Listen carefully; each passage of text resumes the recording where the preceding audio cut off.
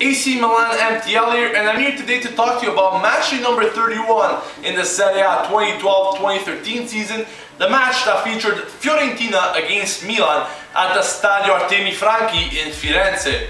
Of course, a very tough game for Milan as they were playing away to Fiorentina, a team that only lost once this season at their home stadium, and of course a strong team for any opposition to play against, as Fiorentina was currently sitting behind Milan in 4th position. So of course another reason for Milan to play a very good game today was because they wanted to surpass Napoli in the standings and get that 2nd position. Of course, Milan had to settle for a 2-2 draw with goals coming from Montolivo and Flamini, and as for Fiorentina, they scored 2 goals on penalty shots. So as usual, I'm going to be talking to you about how the match pretty much went in general, the match events, the player performances, and also some dubious referee decisions in this one. So Milan started off the game on the right foot as Montolivo took the ball off the defender and started it past Viviano for a 1-0 lead very early in the game. But the hottest topic to talk about in this half was the red card given to the Fiorentina player at the 40th minute. But what exactly happened? The Fiorentina player elbowed El Shaarawy in the face while El Shaarawy was going through on a breakaway against Viviano, and this resulted in a red card, a decision made by Tagliavento which made Fiorentina go nuts. They absolutely didn't appreciate the decision. There were many calls from the fans telling the ref off, and of course it's something that will obviously happen at a home game, and the fans weren't happy one bit about this decision. So Milan, already seeing that they were 1 goal up and were gonna play the second half with 1 man more, were already thinking that this was almost a done game.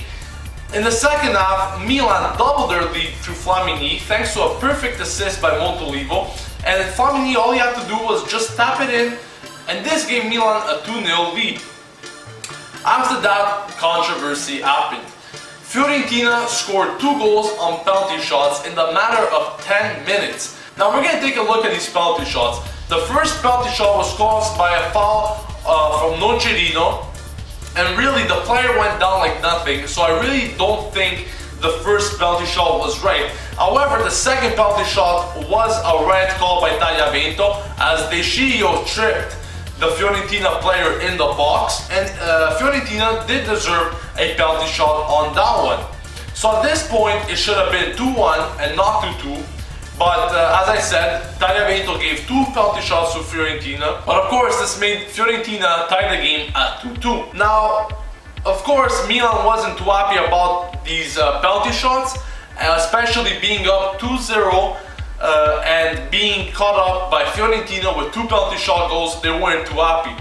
But now we're gonna see some other events that happened in this match, such as the push on Abate in the penalty box about 10 minutes away from full time, which was, as you can see in this picture, was a push by behind, and also a non-penalty call from Tagliavento a few minutes later when Pazzini headed the ball and it touched one of the Fiorentina player's arm, and Tagliavento, as you can see in this picture, was just a few meters away from the foul, and he did not call a penalty shot on that, which made the Milan players obviously angry about that decision. Now, of course, if the first penalty shot wasn't given to Milan, the one which Abate got fouled on, Tagliavento needs to give us some explanations on how the first penalty shot for Fiorentina was even called. At least if you want to make it fair, you will call both penalty shots or both no penalty shots. Now this is where the controversy comes in. As I said in the first half, Fiorentina did get a red card, and I think Tagliavento was personally affected by this because the players were really mad at him and so were the fans, and I think personally at halftime he didn't think the red card was the right decision after all. So in the second half he wanted to redeem himself, and by redeeming himself he gave Fiorentina 2 penalty shots, and for me that is a bit biased because seriously I would prefer if the Fiorentina player didn't even get a red card and those 2 penalty shots probably wouldn't have happened. Okay, maybe one would have happened, but not both. And this is where Tagliavento really lost his touch, since the beginning of the game and made horrendous calls throughout the whole game. And really Serie A and the Lega need to look into this, because we can't have a referee like this refereeing a game with such importance. But enough talking about the match events and the refereeing decision. I'm going to be talking to you about the Milan players now, where I think Montolivo probably played the most amazing game this season. Really great character from Montolivo, as he gave amazing passes. And let's keep in mind that he was being whistled in the whole match by the Fiorentina fans. Of course, he was a Fiorentina back in the days, and really lots of pressure on him. And he did score, and he provided a fine assist. Probably the best player in this match.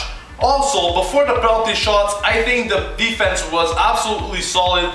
A great game by them altogether. Unfortunate for those 2 penalty shots, but we also have to look at the work that they did throughout the whole game. And before these 2 penalty shots, they had conceded no goals in 4 games. So it's obviously something that's been improving since the beginning of the season. As for Balotelli and El Shaarawy, not much work being done by Balotelli this game. Of course, he had his chances on free kicks, but nothing too concrete. And El Shaarawy, he did some good work. He made Fiorentina get a red card, and he did provide some good runs. However, still nothing, and we're gonna have to see him next game perform to his best, because we will be playing against Napoli. Which also brings up another thing about next game against Napoli. Balotelli will miss it due to a suspension. He picked up an accumulation of yellow cards throughout his time at Milan. Today he picked up another yellow card, which definitely suspends him for next match, which will be played against Napoli. That's about it, how the match pretty much went for Milan. The next match for Milan will be played against Napoli at the San Siro on April 14th. A very important match for Milan, as they will be looking to keep pace with Napoli. As we can look at the standings at the moment, Milan is only 1 point behind Napoli. And of course, they played one more game, as Napoli still haven't played their game in this week, but they will later tonight against Genoa. So Napoli might actually increase their lead on Milan by 4 points, but we will have to wait and see. That's all for me, guys. Thanks for watching. If you liked the video, please click on the like button below. Also, don't forget to subscribe for more Milan vlogs, as I post match reports after every game of Milan, also news and occasionally FIFA gameplay. If you haven't yet, also please follow me on Twitter at AC Milan MTL, and like me on Facebook /AC Milan MTL, as I post Milan news throughout the week, and I will keep you guys updated on a daily basis. That's all for me, guys. Thanks for watching once again. This has been AC Milan MTL here, signing off, and Forza Milan!